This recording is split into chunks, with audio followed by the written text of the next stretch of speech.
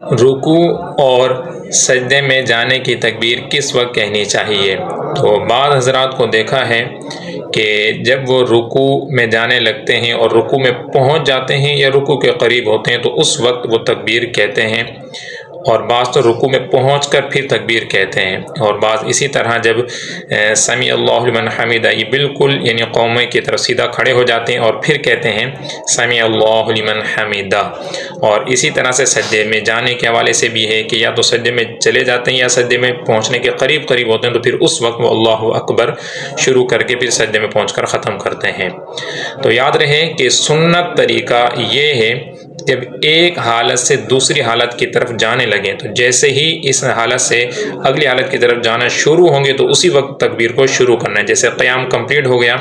तो अल्लाहु अकबर की जो अलिफ है ये शुरू करनी है, और जैसे ही रुकू में पहुँचें उस वक्त वो तकबीर मुकम्मल हो जाए, यानी कि रुकू में पहुँच जाए और फिर जो है वो तकबीर शुरू कर रहे हो, तो ये सुन्नत नहीं होगा। इसी तरह से जब